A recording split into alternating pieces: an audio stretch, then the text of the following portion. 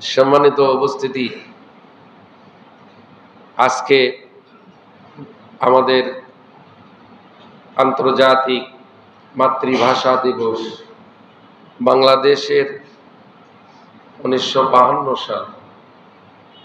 এই বাংলা ভাষার জন্য এদেশের যুবকরা, দামাল ছেলেরা রক্ত দিয়েছে, জীবন দিয়েছে।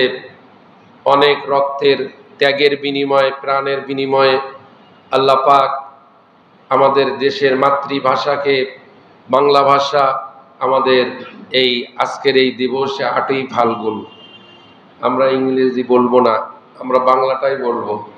8ই ফাল্গুন, আজকে কি 8ই ফাল্গুন। আর ওরা অতি ভক্ত 21শে ফেব্রুয়ারি। কি ভক্ত? অতি ভক্ত যারা, তারা আজকে 21শে ফেব্রুয়ারির গান গায়। আমার ভাইয়ের রক্তে রাঙ্গানো 21শে ফেব্রুয়ারি।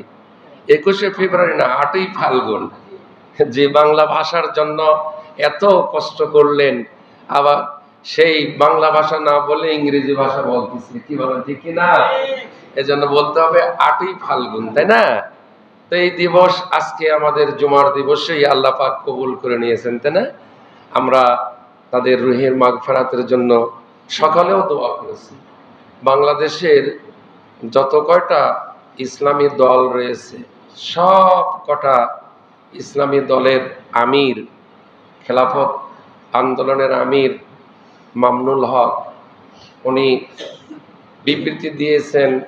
উনি দেশবাসীর কাছে বলছেন যে আজকে আমরা সারা দেশব্যাপী বাংলাদেশের প্রত্যেকটি মসজিদে আমরা সেই সমস্ত মাতৃভাষার জন্য যারা শাহাদত বরণ করেছেন তাদের মাগফিরাত কামনা করব। আল্লাহ পাক তাদেরকে জান্নাত দান করুন। এই দোয়াটা তো মুসলমানদের হওয়া উচিত। কি বলেন? ইসলামী আন্দোলন বাংলাদেশের আমির শায়েখে চরমোনাই পীর সাহেব, হক্কানি পীর চরমোনাই হুজুর, উনিও বার্তা দিয়েছেন আজকে সারা দেশব্যাপী আমরা দোয়া দিবস পালন করব। এটা দরকার না? জামাত ইসলামী বাংলাদেশ এ দলের আমির, তিনিও আজকের করতোয়া দেখেন খুলে, অন্যান্য জাতীয় পত্রিকায় দেখেন, তিনিও আজকে দেশব্যাপী শহীদদের মাগফিরাতের জন্য মহান আল্লাহ সুবহানাহু ওয়া তাআলার দরবারে তিনি মাগফিরাত কামনার জন্য দেশবাসীকে, শহীদদের জন্য দোয়া দিবস পালন করছেন আজকে। মুসলমানের তো এটাই হওয়া দরকার নাকি? ওই যে সকালবেলা ফজরের নামাজ না পড়ে, ব্রাশ না করে ঘুম থেকে চোখে এখনো ময়লা ভরে রয়েছে, মুখের 2 গালশিতে ঠোঁটে ময়লা ভরে রয়েছে, তারা মানে পাক পবিত্রও হয় নাই, কোন রকম ঘুম থেকে উঠেই কোথায় যাচ্ছে? শিরক করার জন্য। কোথায় যাচ্ছে? শিরক করার জন্য। এই শিরকগুলি করবে আমার দেশের যারা মুশরিক রয়েছে, যারা হিন্দু, তারাই তো শিরক করবে। যারা খ্রিস্টান তারা শিরক করবে, যারা বৌদ্ধ ধর্মের লোক তারা শিরক করবে। এক কথায় মুসলমানের বাহিরে যারা যারা বিধর্মী, যারা অমুসলিম, তাদের জন্যই শোভা পায় এই শিরকগুলি। কোনো মুসলমানের জন্য কি শিরক শোভা পায়? শিরক করা যাবে? শবে বরাত পালন করা হলো গত জুমা, আজকে 1 সপ্তাহ। এই জুমার রাতে বয়ান হয়েছে বাংলাদেশের সব মসজিদের খতিব যে শিরক এবং বেদাত যারা করে, আমার আল্লাহ রাব্বুল আলামিন তাদেরকে আজকের এই বরাতের রাত্রিতে, নিসফ শাবান, লাইলাতুল বরাত, শবে বরাতের রাত্রিতে আল্লাহ পাক তাদেরকে ক্ষমা করবেন। সেই শিরক আবার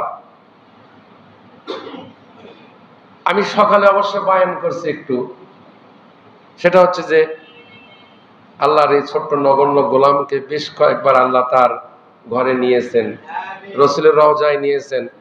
তো রসুলের রওজার পাশ দিয়ে রাস্তা আছে, বাবুস সালাম, এই গেট দিয়ে প্রবেশ করে রসুলের রওজার উপর দিয়ে হেঁটে যেতে হয় সালাম দিয়ে। পুরুষদের জন্য এই ব্যবস্থা ওখানে রাখা হয়েছে, করা হয়েছে। তো সেখানে আপনাকে 1 মিনিট দাঁড়াতে দেবে না, ভাইজান জানে, 1 মিনিট দাঁড়াতে দেবে না, হাজি খালি বলবে, পুলিশ খালি বলবে হাজি হাজি হাজি হাজি, মানে হাঁটো, এখানে দাঁড়াও না। তো কেউ ওই জায়গায় হাত দিয়ে এরকম স্পর্শ করতে পারবে না, দূরত্ব বজায় রেখে দিয়েছে। হাত দিলেই হয়তো শিরক করবে, বেদাত করবে। এজন্য পুলিশ, এমনকি ইমাম সচেতন ওখানে, আলহামদুলিল্লাহ। তো ফুল কেউ মারা গেলে যদি দেওয়া উত্তম হয়, তাহলে সর্বপ্রথম তো রসুলের রওজায় আগে ফুল দেওয়া দরকার। ফুল দেওয়া দরকার কিনা? একটা হাদিসও তো নাই। যদি হাদিসটা থাকতো তাহলে পুলিশরা কি ফুল দেওয়া বাধা দিত? আমরা তো মন খুলে ফুল নিয়ে যেতাম, ফুল দিতাম, দোস্তর সহিত আমরা ফুল দিতাম। 2-10 ট্রাক আসতো। যেমন জামরাতে পাথর নিক্ষেপ করা অজীব করে দিয়েছেন, আমরা সেই মুজদালিফায় পাথর সংগ্রহ করি আর জামরাতে গিয়ে পাথর মারি। তাহলে ওই জায়গাও রাসূল কারীম সাল্লাল্লাহু আলাইহি ওয়াসাল্লাম নির্দেশ দিয়ে যেতেন যে আমার রওজায় তোমরা এসে বেশি করে ফুল দিও, জামরাতে যেরকম পাথর মারো আমার রওজায় এসে সেরকম ভাবে তোমরা বেশি করে ফুল দিও।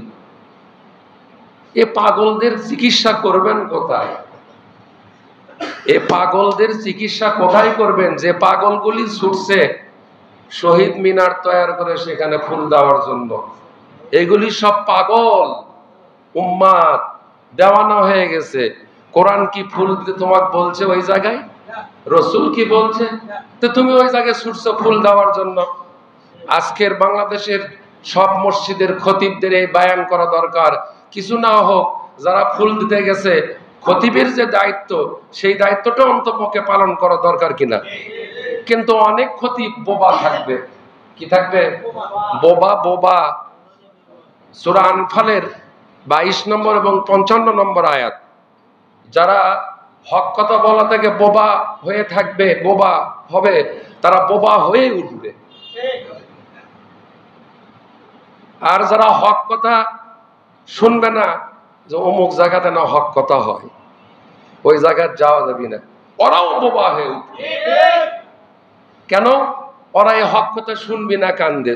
অপরাধ 2 ধরনের, মুখ দিয়ে জবান দিয়ে হক কথা না বলাও অপরাধ, আমি কান দিয়ে যে শুনবো না এটাও অপরাধ। সূরা আনফাল নোট করে নেন, 22 নম্বর আয়াত, 55 নম্বর আয়াত। তাহলে আজকে খতিবরাও বাঁচবে না, মুসল্লিরাও বাঁচবে না, আল্লাহ জালের মধ্যে আটকা পড়বে খতিবরাও। খতিবদের দায়িত্ব আজকের দিনে যারা শিরক করতেছে শিরকের বিরুদ্ধে কথা বলা, কিন্তু বলে না। দুঃখ এই জায়গায়, আমার মুসল্লিরা বলে যে হুজুর আমরা মাঝে মধ্যে বিভিন্ন মসজিদে যাই, হক কথাগুলি তারা বলে না। আমার মুসল্লিরাই আমার কাছে আসে অবজেকশন করে, কমপ্লেন দেয় যে আপনার মতন এরকম সব মসজিদে হক কথা বললে যারা শিরক করতেছে, যারা বেদাত করতেছে, যারা কোরআন সুন্নাহ অমান্য করতেছে, কিছু না হোক তারা ইসলাহ হতো, সংশোধন হতো। যেটা করা যাবে না, এটা গুনাহের কাজ। কি বলেন, ঠিক না?